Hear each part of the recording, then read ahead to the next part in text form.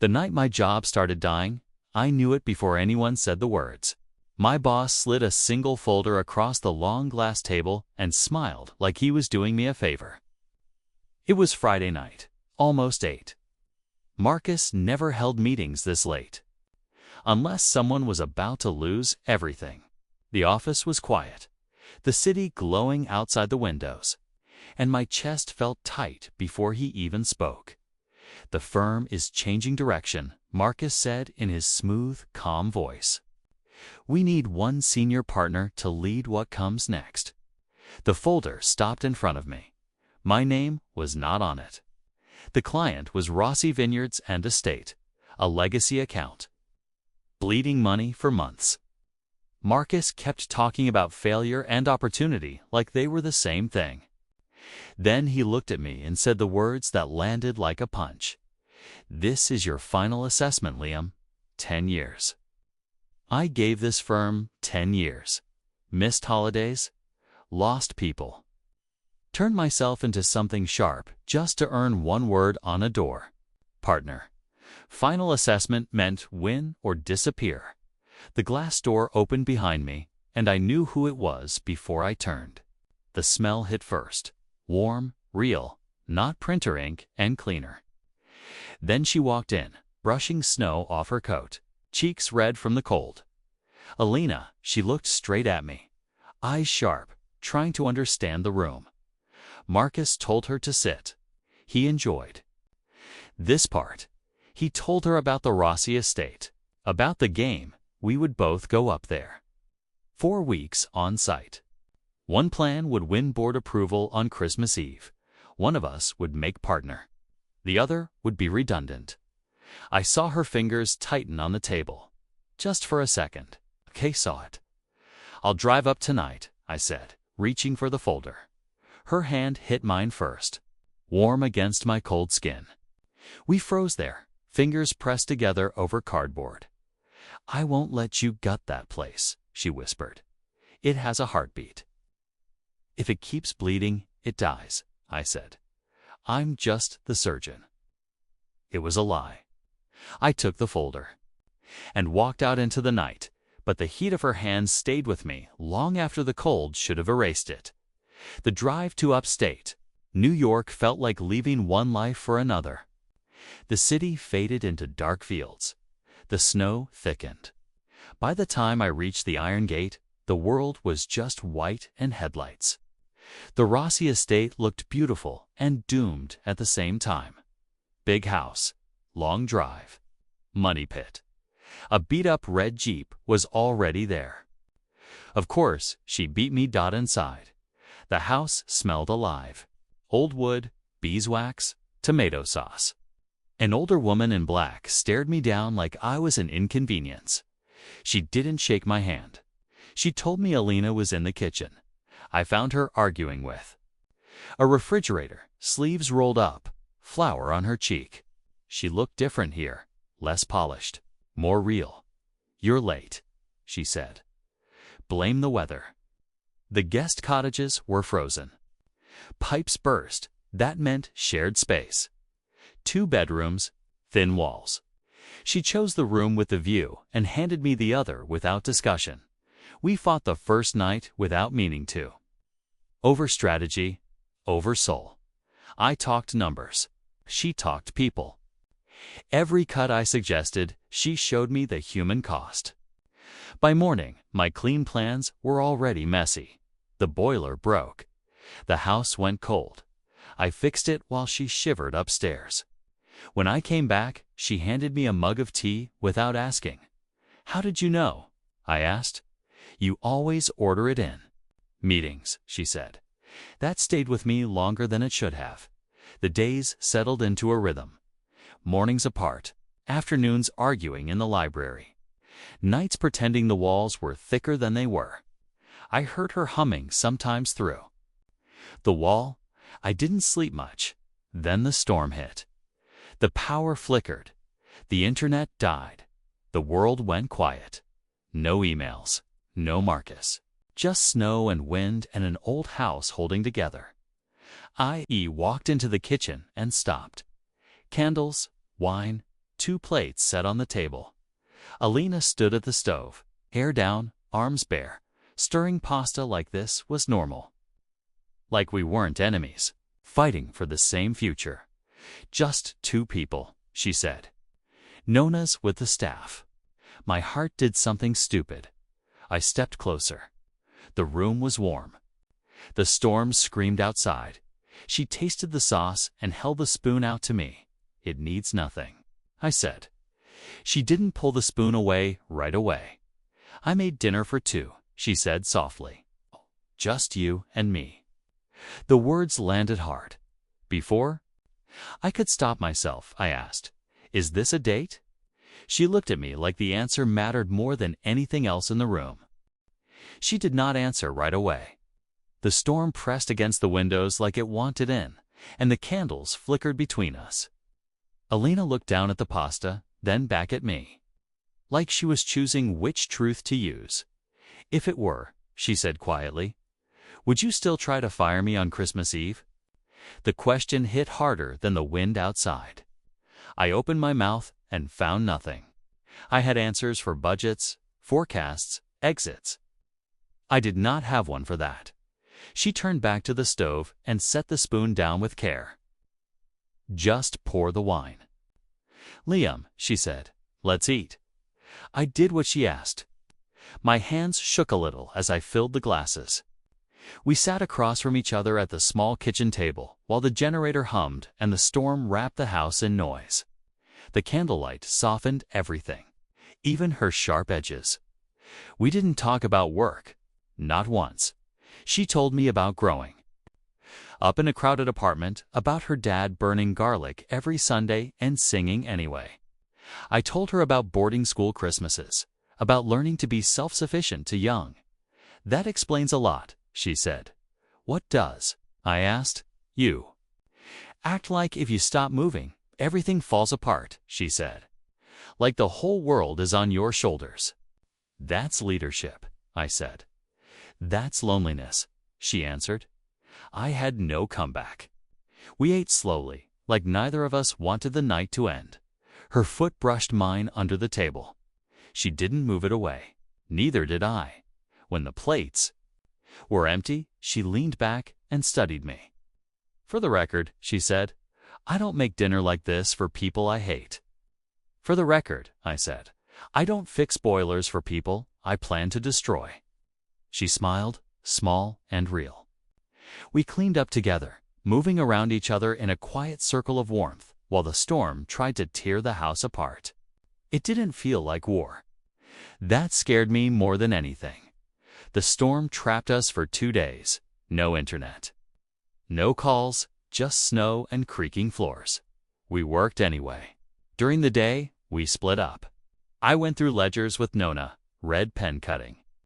Where it had to, Alina worked with the staff, turning tired ideas into something hopeful. Night.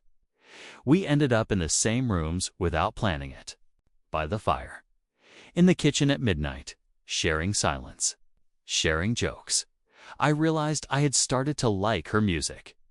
She noticed I stopped complaining. On Tuesday, I found her asleep on the library sofa, papers everywhere.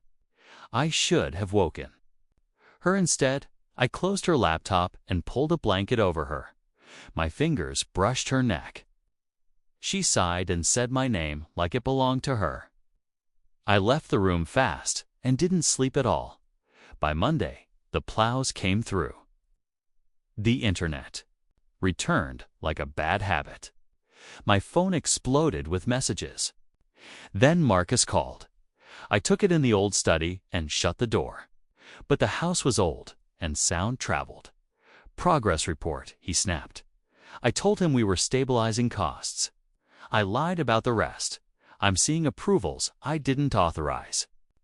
He said, "Marketing spend, events. It's necessary," I said. "We need valuation." He laughed.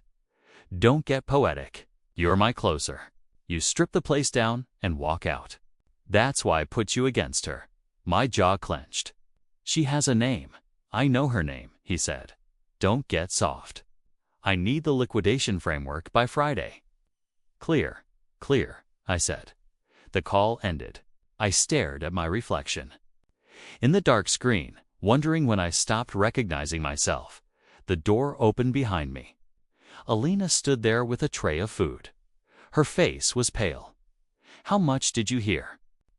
I asked. "Enough," she said.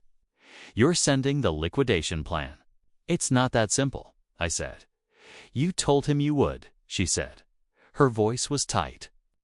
While I was in the kitchen making pasta like an idiot. "My job," I said weakly. She shook her head. "You already explained."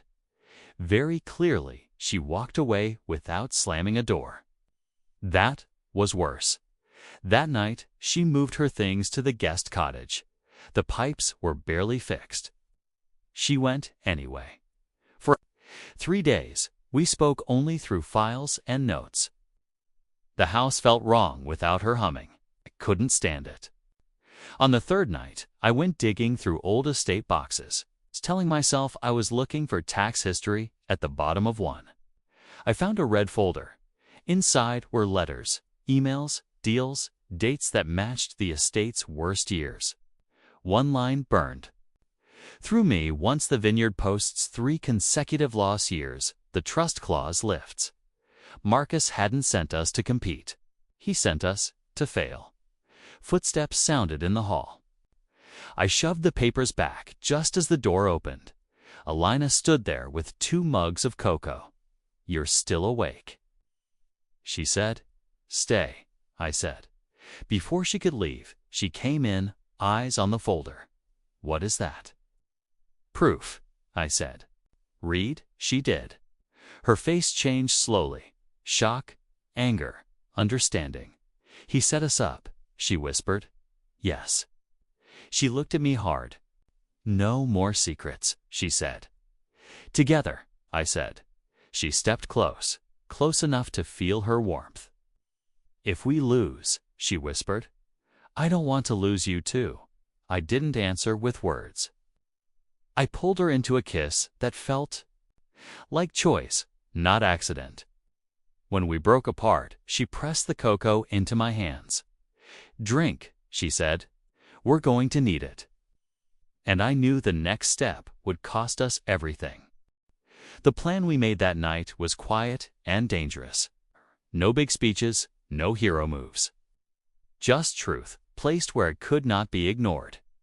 We sat on the library floor with the red folder between us, cocoa cooling in our hands, and mapped out how to survive doing the right thing. "If we go straight to the board, Marcus spins it," Alina said. "He's had years to practice." "So we don't go straight," I said. "We go wide. The Rossi Family Trust, independent counsel. Copies dated and logged.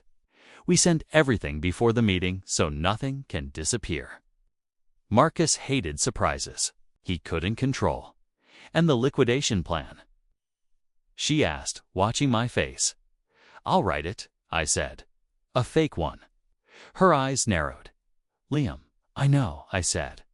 "But if he thinks I'm compliant, he stays calm. He doesn't move money. He doesn't pressure the board early." She studied me like she always did when she was deciding whether to trust someone. Finally, she nodded. "Together," she said again. Together meant we worked side by side, openly.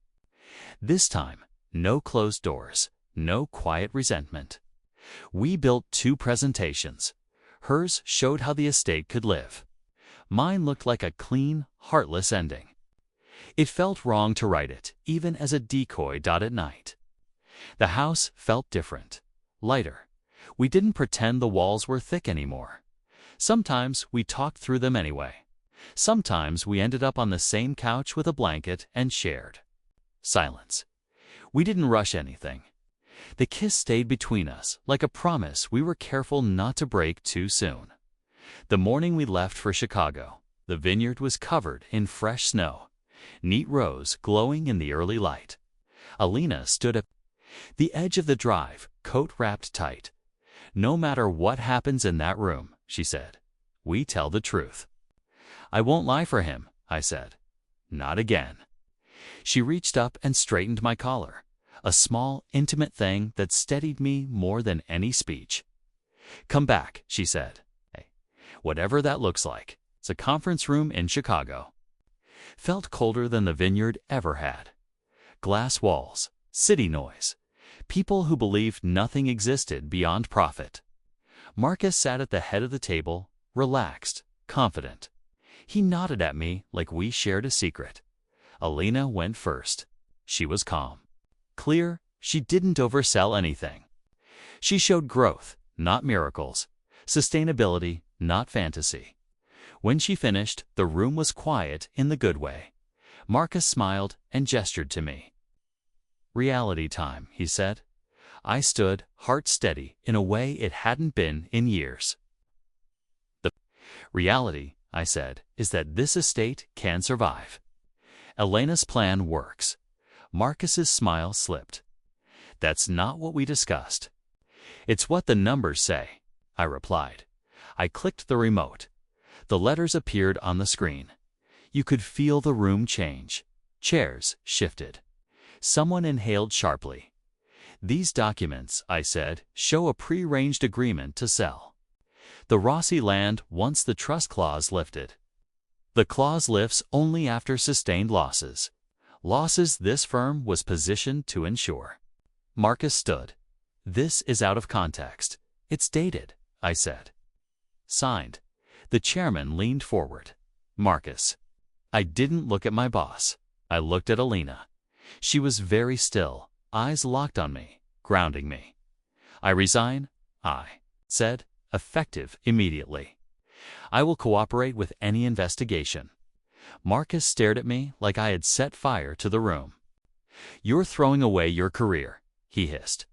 "For my integrity," I said. I walked out before anyone could stop me.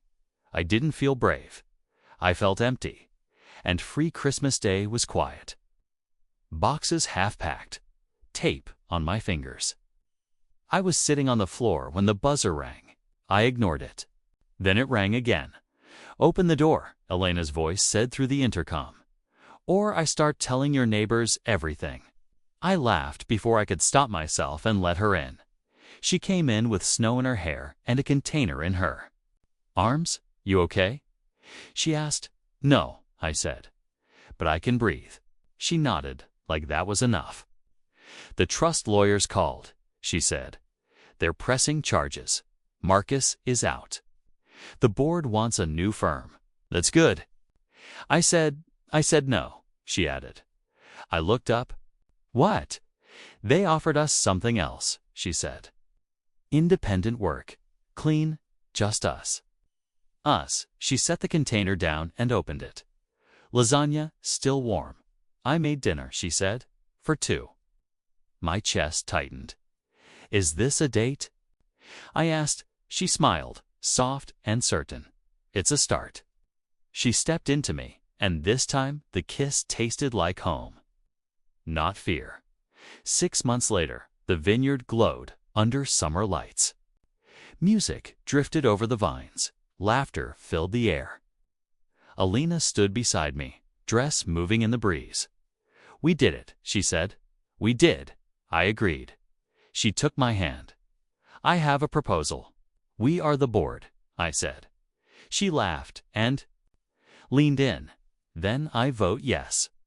I kissed her under the lights, surrounded by something we saved, and for the first time, wasn't waiting for the roof to fall. The morning after the gala, the vineyard felt quiet in a new way, not empty. Resting sunlight slid over the rows of vines. And the air smelled like cut grass and wine that had finally learned how to breathe again. I woke before Alina slept. Out of bed and stood at the window of the old East Wing room that was no longer temporary. For years, mornings meant anxiety. Emails, deadlines. Today meant coffee and choices. I found Nona in the kitchen already moving, like she always had. She looked at me over her glasses and smiled like she had been waiting for this version of me. "You stayed," she said. She nodded once. "Good. The house likes it when people choose to stay." Alina came down a little later.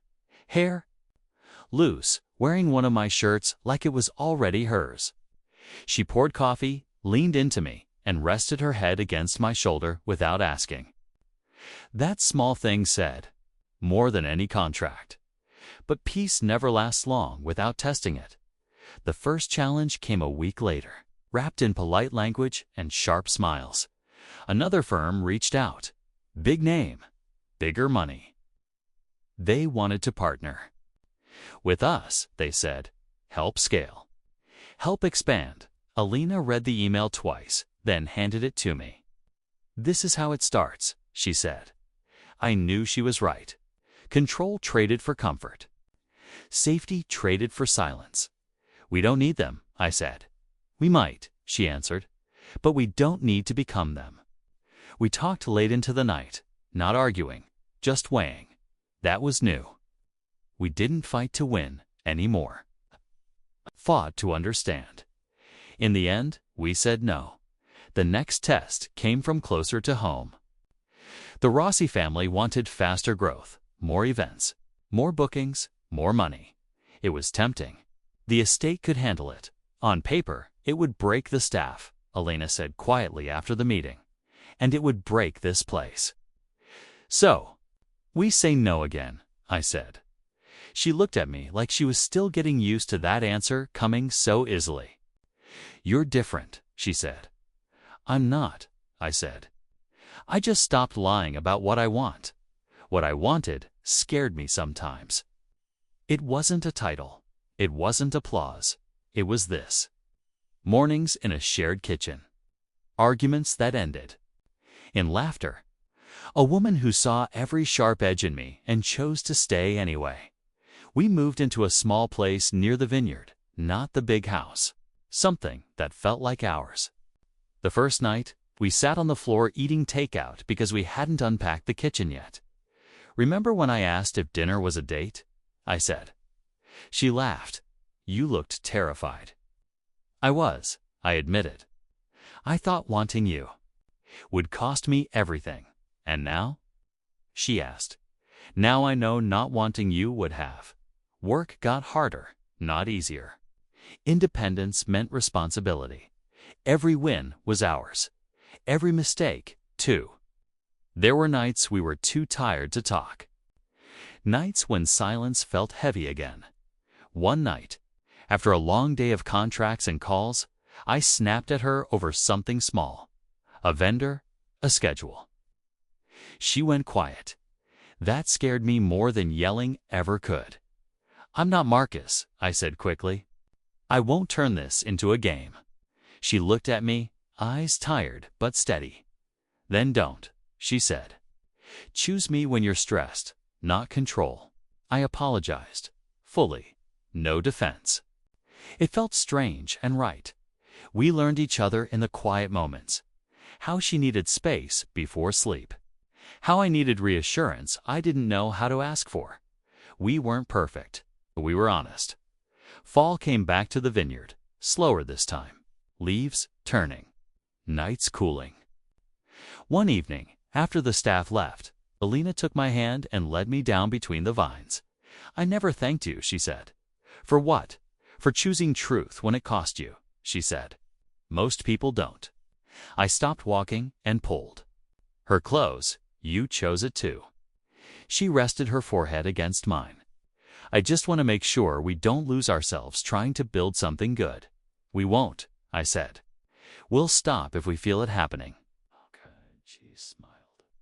Deal. Later that night, we sat on the porch with blankets and wine. The same stars. A different life. Ask me again, she said suddenly. Ask you what? She turned toward me, eyes warm. If it's a date, I smiled. Is this a date? She leaned in and kissed me slow. It's still a start, she said. And I'm still choosing it. As the cold crept in and the house lights glowed behind us, I realized something simple and terrifying. This wasn't the part where everything ends. This was the part where it gets real. Winter came back gently this time, like it was checking to see if we were ready. The vineyard slowed. The vines slept. The work shifted from crowds and events to planning and patience. Alina loved this season. I could tell by the way she walked. The property, hands in her coat pockets, thinking 5 steps ahead without rushing. One evening, a letter arrived. Thick paper, formal language. The firm I had left was officially under investigation. Marcus had been charged. I sat at the kitchen table reading it twice, the old fear creeping up like muscle memory. Alina noticed before I said anything. She always did. "You don't have to carry that alone," she said, setting a mug in front of me. "I know," I said, but my voice didn't believe it yet. That night, I dreamed of glass rooms and long tables, of losing and losing again. I woke up tense, heart racing, and found her already awake, watching me. "You're here," she said softly. Not a question. "I am," I answered. She rested her hand on my chest until my breathing slowed. No fixing, no advice, just presence. I learned something then. Love wasn't always loud or dramatic. Sometimes it was just staying. The pressure came from another place soon after. Investors, quiet ones. They didn't want control, they said, just influence. Alina listened, polite but guarded. After the call, she closed her laptop and stared at the wall.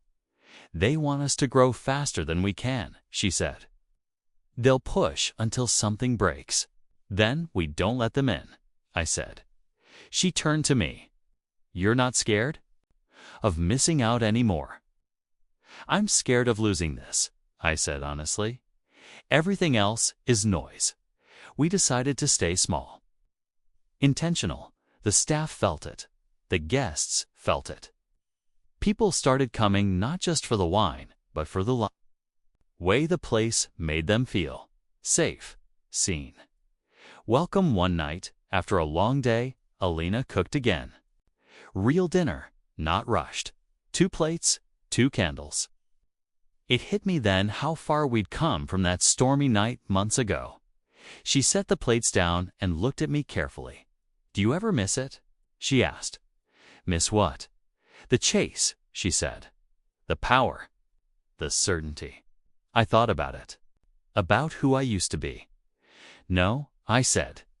"I miss who I thought I'd become, but I like who I am now more." She smiled, eyes soft. Good later, curled up on the couch, she traced slow patterns on my arm. "There's something I need to ask you," she said. My heart kicked. "Okay, this life," she said. "It's not safe. No big firm, no guarantees. Just choices we make every day." I turned to face her. "I know, and you still want it?" she asked. "With you?" I said. "Yes." She exhaled like she'd been holding that breath for a long time. She leaned in and kissed me. Not like a question, but like an answer. The call came a week later. The investigation ended. The firm settled. My name was clear. Quietly, respectfully. I expected to feel relief. Instead, I felt distance. Like that chapter belonged to someone else now. Alina squeezed my hand when I told her. "You closed the door," she said. "That matters." We celebrated with cheap champagne and takeout on the floor, laughing at how little had changed and how everything had. As spring approached again, the vineyard woke slowly. Buds formed. The air softened. One afternoon, Alina asked me to walk. With her, she led me to the edge of the property, where the vines opened into a small hill overlooking everything. "I come here when I need perspective." She said the sun dipped low, painting the land gold. "I want to ask you something," she said, turning to face me. I smiled. "You already warned me. That's never good." She laughed, then grew serious. "I don't want a life where we're always bracing for the next fall," she said. "I want to build something steady, together." "I want that too," I said. She reached into her coat pocket and pulled out something small. Not a ring. "A key. I had this made," she said. For the house. For us. I took it, the metal warm from her hand. It wasn't a promise of forever. It was a promise of now. This isn't a proposal, she said quickly. Not like that. It's an invitation. To stay, I said. To choose, she corrected. I wrapped my arms around her, holding her against me as the wind moved through the vines. I choose you, I said. She pressed her face into my chest and smiled. And a tea. I knew the last thing we had to face wasn't the world. It was the future. The future didn't arrive all at once. It came in small tests. A bad harvest. A delayed payment. A staff member who needed more time than the budget allowed. Each time, we sat at the table together, tired but honest, choosing the long way instead of the easy one. Spring turned into summer again. The vineyard filled with life, weddings, music, quiet afternoons where the only sound was wind in the leaves. Alina moved through it all like she belonged to every season. I watched her sometimes when she didn't know it, thinking about how close I came to losing this life before it ever started. One evening, after the last guests left, we sat on the porch with our feet on the railing. The sky was clear. The air was warm. Do you remember the first night? She asked. The storm? I remember thinking everything was ending, I said. And now? She asked. Now it feels like something finally started. She leaned her head on my shoulder. Good, because I don't want a dramatic love story. I want a quiet one that lasts. A few weeks later, Nona retired. The whole staff threw her a party. She hugged Alina hard, then pulled me close. You learned, she said. That's rare. What did I learn? How to stay, she said, and winked. That night, after everyone left, Alina and I cleaned the kitchen together, like we always did. Same rhythm, same shared space. When we finished, she didn't move away. She stood there, looking at me with that familiar, careful look. There's something I've been thinking about, she said. I smiled. That sentence always changes my life. She laughed, then grew serious. I don't want to keep waiting for the perfect moment, she said. We're always planning, always building. My heart started to race. Okay. She reached into the drawer and pulled out a small box. This time, it was a ring. Simple, honest. No flash, I don't need certainty, she said. I need you choosing me. Every day, I didn't kneel. I didn't make a speech. I took her hands in mine. Yes, I said. Whatever this is, whatever it becomes. Yes. She let out a breath that sounded like relief and laughter at the same time. I slid the ring onto her finger. It fit like it had been waiting. We didn't tell anyone right away. We'll let it be ours for a while. Mornings stayed the same. Coffee. Work shared looks across rooms. Only now, there was something steady underneath it all. On the anniversary of the storm, she cooked again. Same kitchen, same table. 2 plates, 2 candles.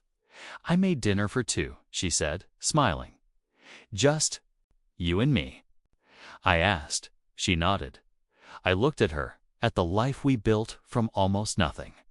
From conflict and choice and truth. Is this a date? I asked, because some habits are worth keeping. She stepped close, wrapped her arms around my neck, and smiled. In that way that still stopped my heart. No, she said softly. This is our life. I kissed her there in the warm kitchen, while the vineyard slept peacefully outside. And for the first time, I wasn't afraid of what came next. I was ready for it.